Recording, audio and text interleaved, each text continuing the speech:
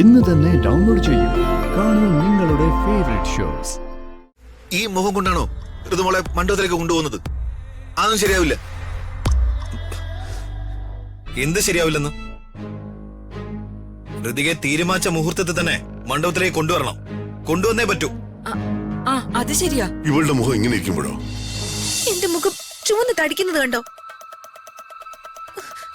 വിവാഹം മുടക്കാൻ ഇങ്ങനെ ഒരു നുണ പറയേണ്ട ആവശ്യമുണ്ടോ?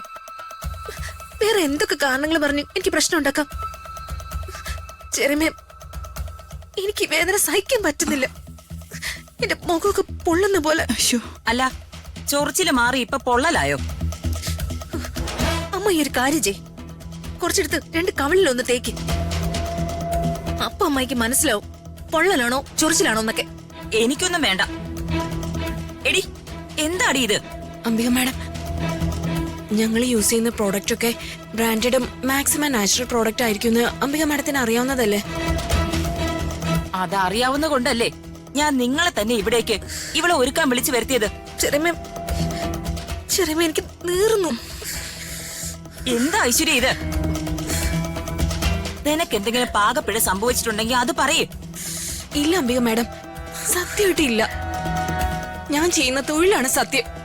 എനിക്ക് ഇങ്ങനെ ഒരു അബദ്ധം പറ്റില്ല. ഇതിന് സെറ്റിംഗ് സ്പ്രേയുടെ സൈഡ് എഫക്റ്റ് ആയിരിക്കോ? എന്താടി? ഒന്നുമില്ല മാഡം.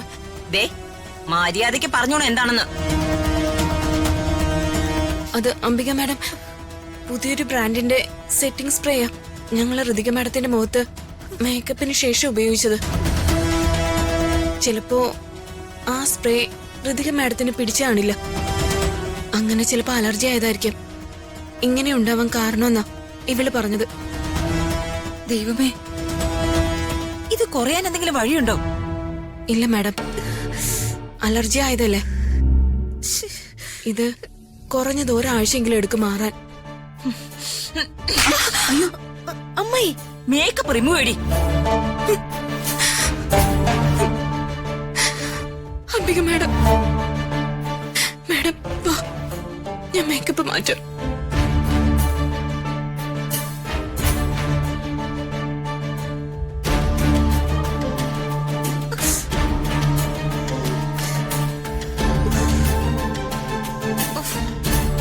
ഏത് നേരത്താണോ നിന്നെ വിശ്വസിച്ച് എനിക്ക് വർക്ക് തരാൻ തോന്നിയത്?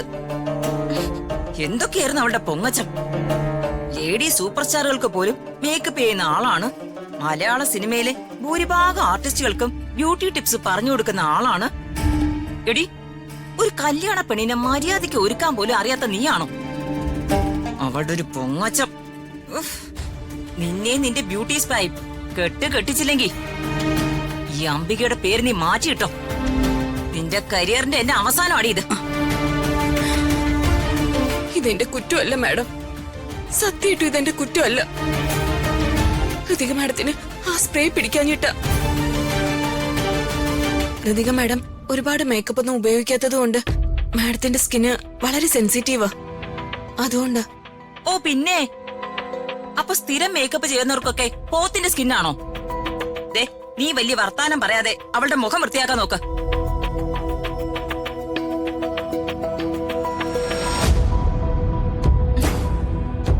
ഈ കോലത്തെ ഞാൻ ഇവളെ എങ്ങനെ മണ്ഡപത്തിലേക്ക് കൊണ്ടുപോകും? നിന്നെ ഞാനിന്ന് കൊല്ലുവടി. ശേഖരാ, എടാ ശേഖരാ. ചേച്ചി, ശിവൻ. ചേച്ചി ഒന്ന് സമാധാനപ്പെട്. സമാധാനപ്പെടാനോ? എടി, ഇവളുടെ മുഖം ഇരിക്കുന്ന കണ്ടില്ലേ നീ? എന്താ ചേച്ചി, എന്താ പ്രശ്നം? എടാ, ഞാൻ നിന്നെയാണോ വിളിച്ചത്? ശേഖരനെ അല്ലേ? ഋതിക്ക് എന്ത് പറ്റി?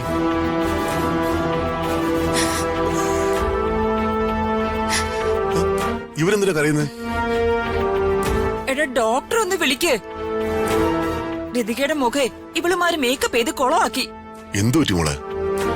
അച്ഛൻ മേക്കപ്പ് ചെയ്തത് മുഖത്ത് പിടിച്ചില്ല. എന്റെ മുഖം മുഴുവൻ നീറുക. ഋതുമോളുടെ മുഖമൊക്കെ ഇതാ ചോന്നു തടിച്ചു. ഞാൻ വേഗം ഡോക്ടറെ വിളിച്ചോണ്ടരാം. വേണ്ട, ഡോക്ടറെ വിളിച്ചാലും മുഖം തണുത്ത വെള്ളത്തിൽ കഴുകാനും ഐസ് ക്യൂബ് മുഖത്ത് വെക്കാനേ പറയൂ. ഇങ്ങനെ അലർജി വന്ന അങ്ങനെ ചെയ്യാനേ പറ്റൂ. നിന്നെ ദേ, ഇപ്പൊ നിന്റെ സാധനങ്ങൾ എടുത്തോണ്ട് ഇറങ്ങിക്കോണം. ഇല്ലെങ്കിൽ ഞാൻ പോലീസിനെ വിളിക്കും. എടുത്തോണ്ട് പോടി.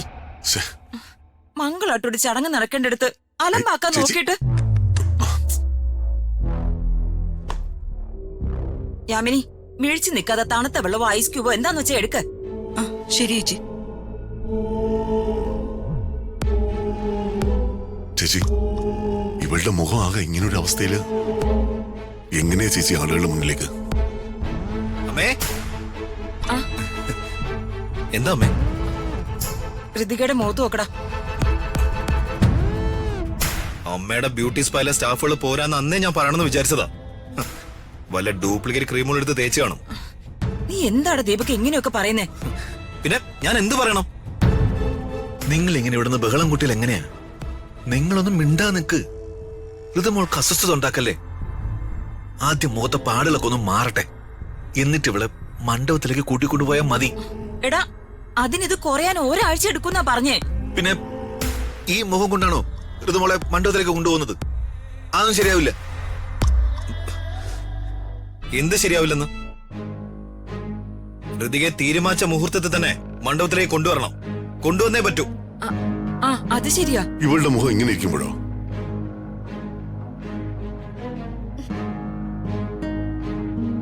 മോൾ അവിടെ ഇരിക്കേ. നീ ഇരിക്ക.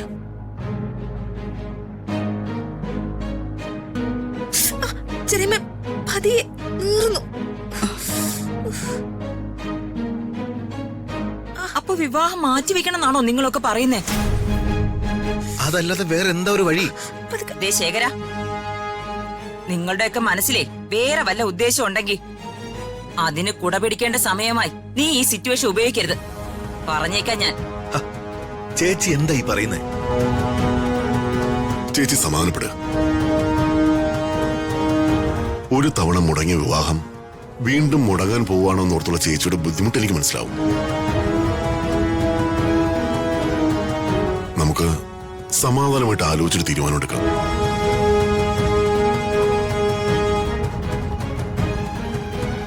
ആദ്യം ഋതികയുടെ ഫേസും മൈൻഡും ഒന്ന് ഓക്കെ ആവട്ടെ,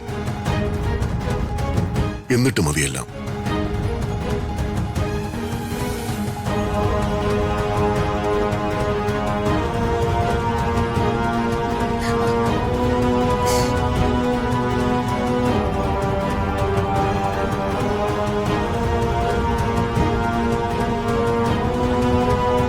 എല്ലാരും ഇവിടുന്ന് പോയി. വിവാഹത്തിന്റെ മുഹൂർത്തത്തിന്റെ സമയം ആയിക്കൊണ്ടിരിക്കുന്നു. എങ്ങനെയെങ്കിലും ഇവിടുന്ന് രക്ഷപ്പെടണം. കയ്യിലെ കെട്ടഴിക്കാതെ ഇവിടെ നനങ്ങാൻ പോലും പറ്റില്ല.